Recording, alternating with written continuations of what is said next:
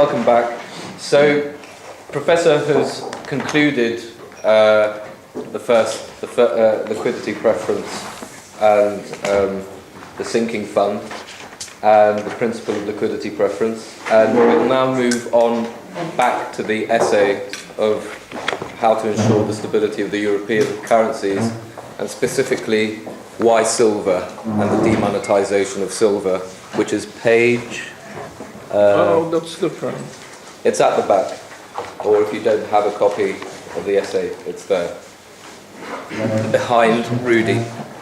Okay, Thank Professor. you, Sandeep. This is the paper, How to Ensure Stability of the New European Currencies, and we have already started this.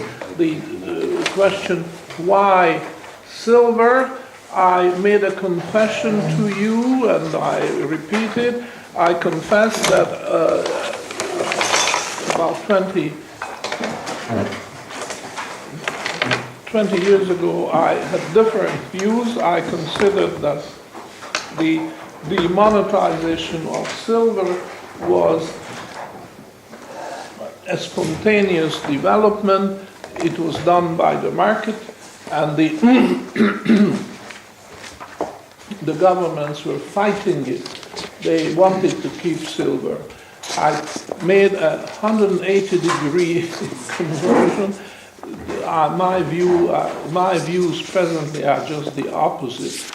And I explained this already to you, that the government probably through a conspiracy, especially two protagonists, the government of the newly formed German Empire, demonetized silver first in the year 1871, and this was followed within a year or a half by the government of the United States, which also demonetized silver, but through the back door. It was not openly announced or admitted, and it was not noticed for a reason which is very interesting.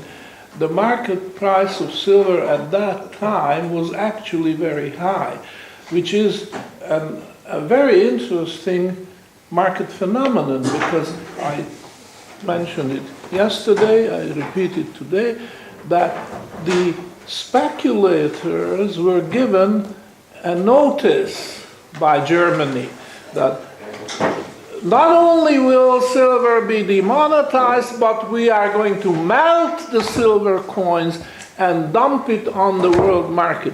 So this sounded like a message to the speculators that preempt the government of Germany and start selling the silver before the German government gets around, and do it, and then you'll have risk-free profits. This is not what happened, and to my mind that's the smoking gun. I told you that we don't have a hard evidence that there was a conspiracy between governments to demonetize silver. But there is lots of circumstantial evidence pointing in that direction. And one of the most important ones, what I call the smoking gun, is this, that in spite of this widely advertised move by the Germans to dump silver on the world market, the silver price went, if anything, it went up rather than down, when everybody normally would have thought that the silver price would immediately start falling. This is not what happened.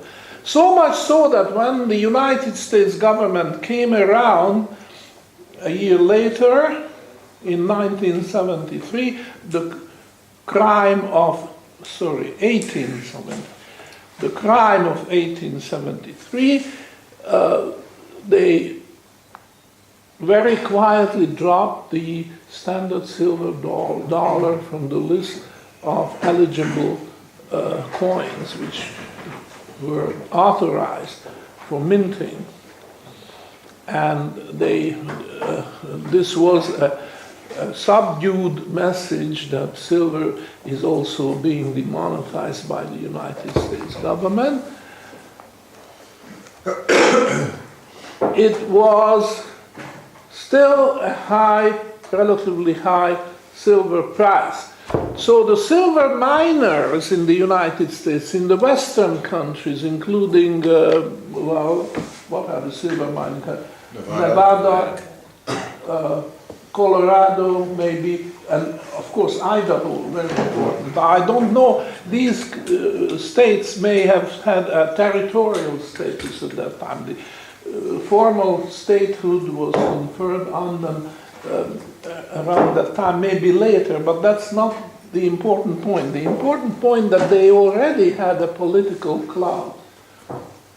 And they could have said, no, this is unconstitutional, you cannot do that.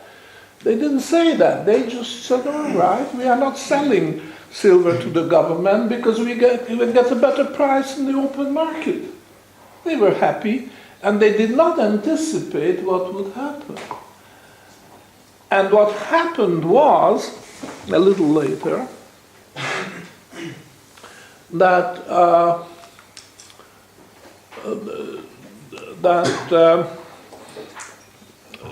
the German government actually started selling silver, and it looked serious, and then everybody woke up, including speculators, miners, other interests, and a movement was organized to stop that, pointing out that this was unconstitutional on the part of the United States government.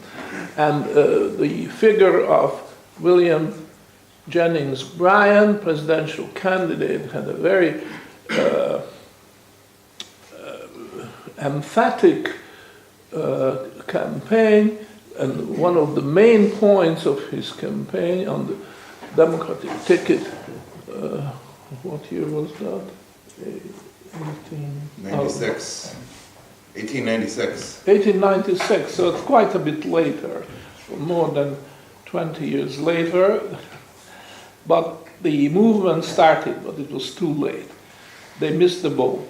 The fait accompli was there. There was nothing you could do about it, because in the meantime all these contracts had to be revalued. Debts originally contracted in silver money were now payable in gold money. This created the deflation, depression, a lot of bankruptcies, and a lot of unemployment. Up to that point, I think there were no precedents for this wholesale destruction of capital and unemployment, companies going bankrupt in the droves. And this is, of course, was government manufactured. I now flatly deny that this was a natural evolution and the market moved away from silver to gold. And I flatly blame the whole history as it unfolded after this, and especially the deflations. There were lots of deflationary episodes following this. In the world history, I flatly blame it on that demonetization of silver. And my reasoning is very simple. Prior to the demonetization of silver, people who wanted to hoard monetary metals, they had a choice. They could hoard gold or they could hold silver. And as a matter of fact, they would be more likely to hoard silver. And in another course in our series, we discussed this, that there are well, actually, we also discussed this, that marketability, the original concept of Menger, could be refined into marketability in the large and marketability in the small. And marketability in the large is a property which you find to the largest possible extent in which monetary metal? Gold. Gold or silver? Gold. Gold. Gold has the greatest marketability in the large. And when you ask the question, what monetary metal has the greatest marketability in the small, then the answer is it's silver. And there is an alternative word for marketability in the large. What is the word, the alternative word for marketability in the large? Salability. Salability. Salability and sometimes liquidity, but salability is my preference. So, what is the most saleable commodity in existence? It's gold.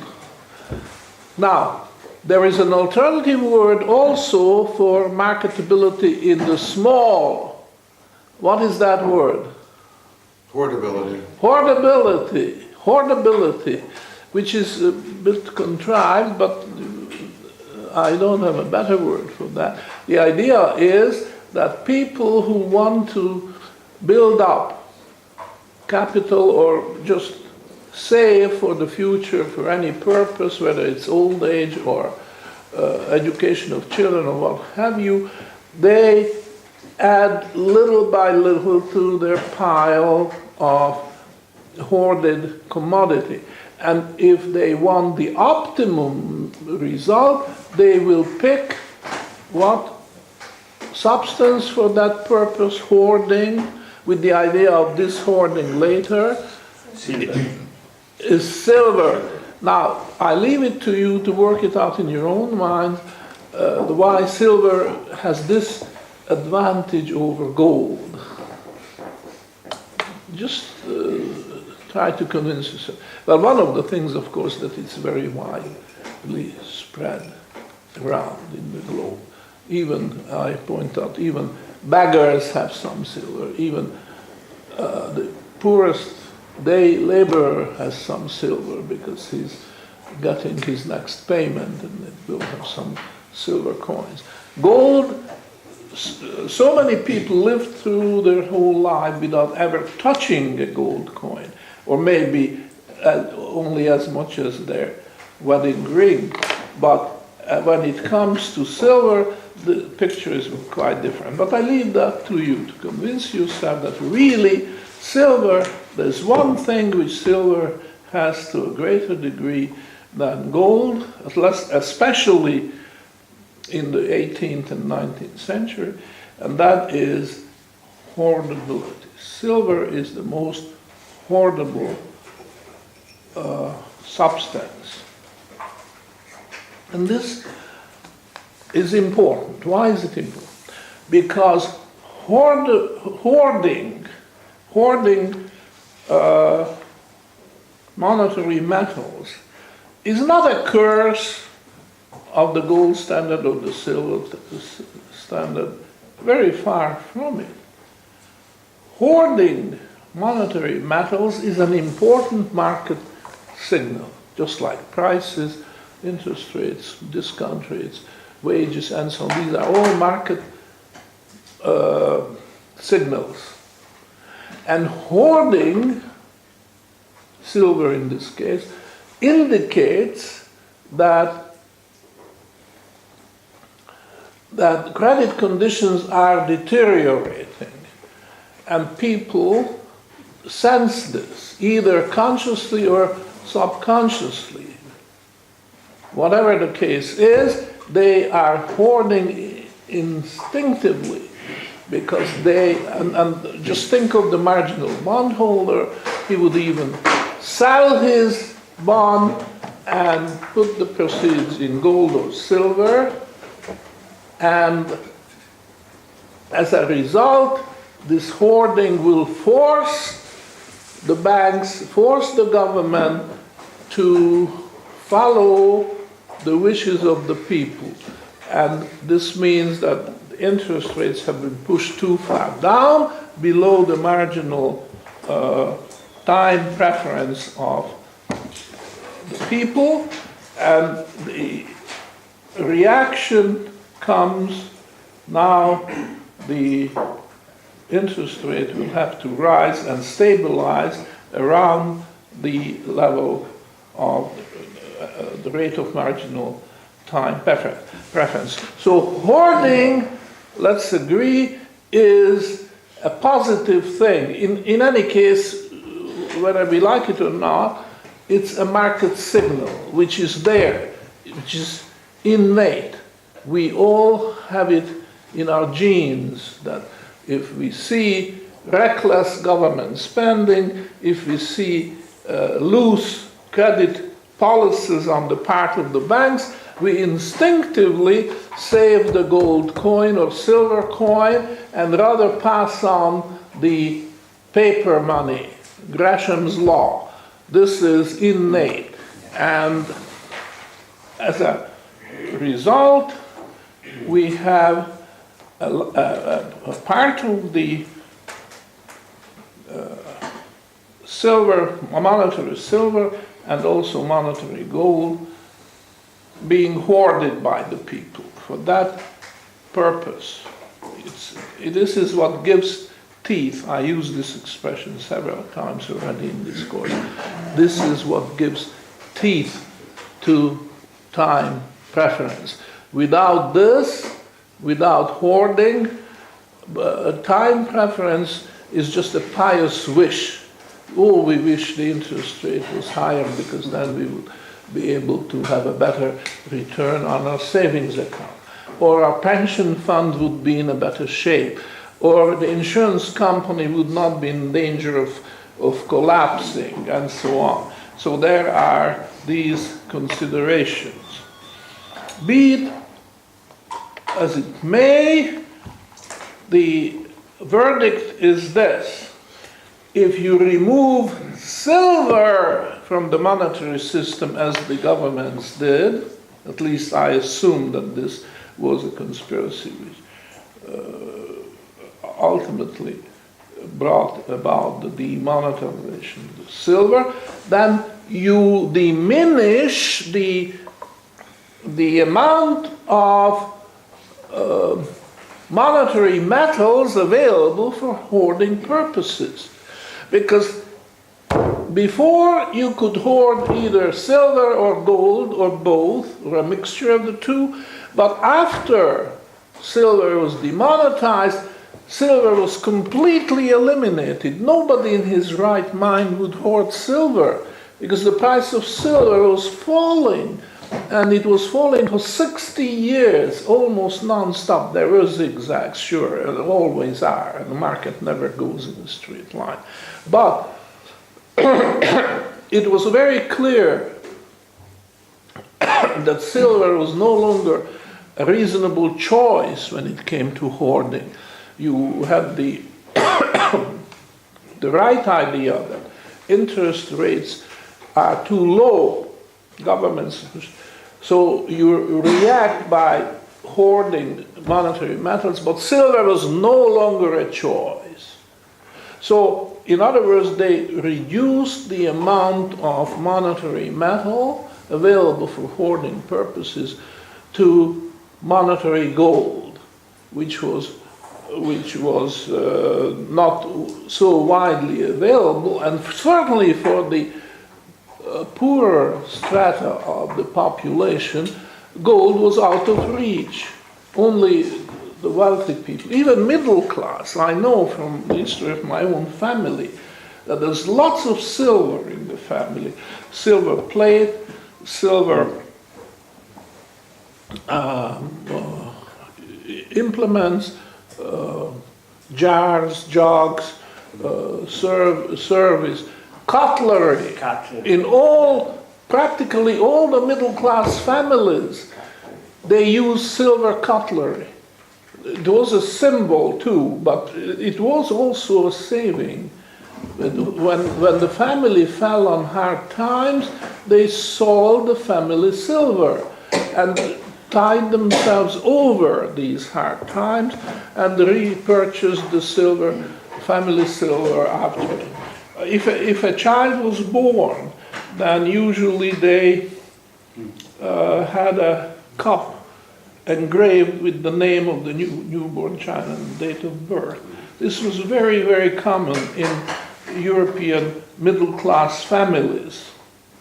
And what I'm saying is that all this was eliminated. A lot of people suffered, the middle class in particular.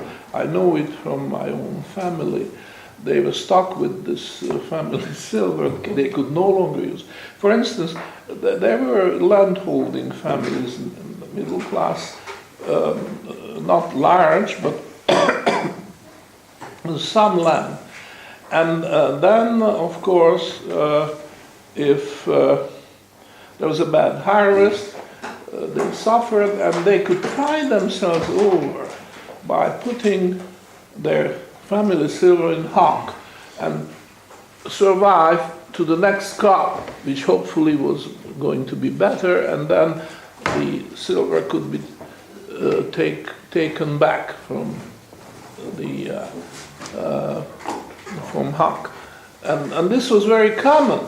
But after the demonetization of silver, this was gone. So they lost whatever land base they had, these middle-class families, because they lost their liquidity because of the collapse of the silver price. So this was the social consequence. Very little is being written on that. Perhaps you will confirm that in your study of history. There's very little reference to the fact that the ground or the rod was yanked out from underneath of the middle classes in Europe. And as a consequence, the middle classes were impoverished as a direct consequence of the demonetization of silver. So hoarding, especially in this context, silver hoarding is an important thing. It's not something to say that this is for the, as Keynes says, for the psychopathologist to study, because it is like self-preservation. If you realize that the government is overspending and banks are running loose credit policies, then you instinctively react by hoarding. So there's nothing wrong with that. It is a healthy sign. It's innate, and up until the demonetization of silver, it did work fairly well. But after that, it fell apart. And then, of course, it was given a bad name, especially in the 20th century, when the Great Depression was already running its course. Then Roosevelt, confiscating the gold coins and other gold holdings of the people, made this comment that this was crazy, the movement of gold between private hoarding and the monetary system, which was, of course, a very misguided statement, because just the opposite is true. This movement from private gold hoards and monetary. So, in other words, let's put it this way: movement of gold between the mint and the refinery. On the face of it, you might agree with Roosevelt that it's foolish that at one time there's the government is minting gold coins, and then it goes to the refinery, melting down these gold coins. And then a cycle turns and the movement starts backwards. So this might justify Roosevelt's comments that this is foolish, this is neurotic, it just doesn't make sense, we have to put an end to it. And how to put an end to it? Confiscate the gold of the people and then turn around and write up its value from $20 an ounce to $35 and pocket the profit, or the government pockets the profit. Now, I'm just adding this thought to it, that this is not neurotic, it's not unnatural. This movement of gold or silver, whatever the case may be, from the mint to the refinery and back is part of the mechanism. In particular, we have discussed this, the marginal bondholder withdraws, sells the gold bond when interest rate is pushed and stays invested in gold coin and goes back. Here the mint and the refiners are not involved. It's only when a rather large movement in interest rates would take place. So with this, I think I will want to have some discussion on this, and please feel free to comment on this last question. Alex? I'd like to talk a little bit about the crime of 1873, and I have Friedman's paper. Should I just read a bit from it? It's a good paper. And he describes the same process that you do, and it's very sort of behind closed doors. It's a really good, just 2 paragraphs if you would care to indulge me. Movement was afoot to end the greenback episode and resume a specie standard. It was time to start tidying up the coinage legislation. The resulting Coinage Act of 1873 listed the coins to be minted. The list included gold coins and subsidiary silver coins, but omitted the historical standard silver dollar of 371¼ troy grains of pure silver. Further tidying occurred in 1874. Here's the footnote. The 1873 Act included a provision for coining a heavier silver trade dollar to be used in trade with Mexico and the Far East, which were on the silver standard. The trade dollar had legal tender status. This was removed in June 1874 when Congress passed the revised statutes, which provided that no silver coin was to be legal tender beyond the amount of $5, and that any foreign coin was prohibited from being a tender. And he has a couple citations. According to another historian, the coinage legislation was first introduced by Senator John Sherman in 1868. The bill actually passed, but was initially drafted in 1869, though clearly there were some subsequent changes and first introduced in the Senate in April of 1870. So I just wanted to sort of, this confirms what I have been saying. And specifically Friedman confirms what you're saying. Okay. This is from Milton Friedman. There are 2 quotations you had, is it? One from Friedman and the other from? He quoted another historian who published a paper in 1968, basically mentioning that a bill to take silver out of circulation was introduced in 1868, so actually 3 years earlier. Mm-hmm. And the person that he cited was Senator John Sherman. So, John Sherman. Yeah.